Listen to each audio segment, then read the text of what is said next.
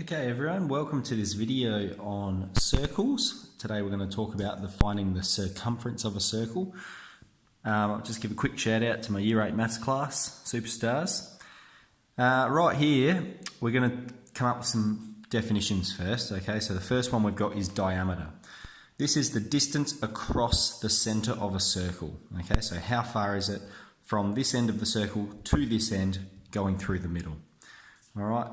The radius is the distance from the centre of the circle to the outside of the circle.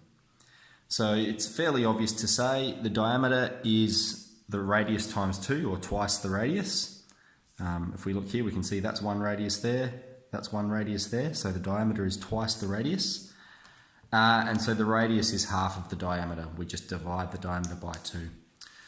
So we're asked in our first question here, what is the radius of a circle with a diameter of 15?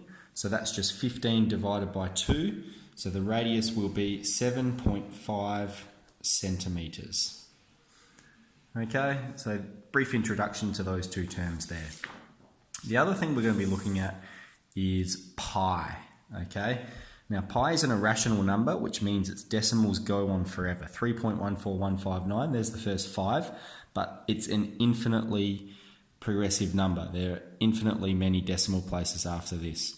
And it's a ratio of the circumference of a circle divided by its diameter. We'll do an investigation about this, but basically all you need to know is it's a number, and that's what it represents, 3.14159.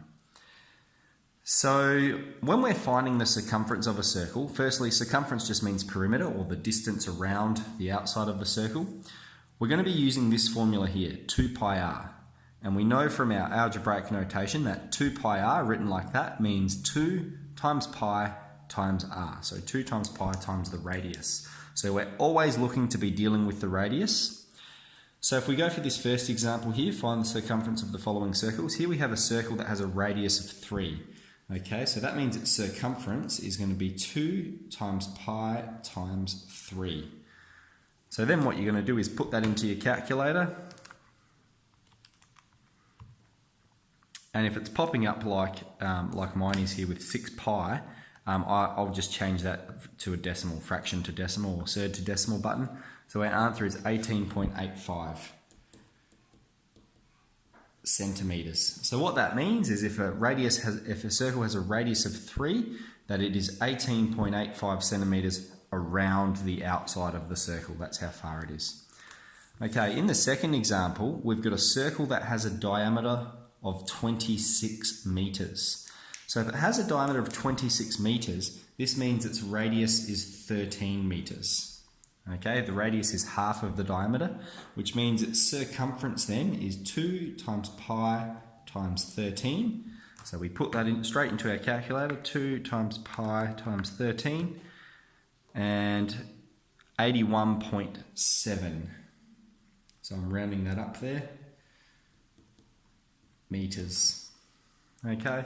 Last example, we have a circle with a diameter of 104 centimeters.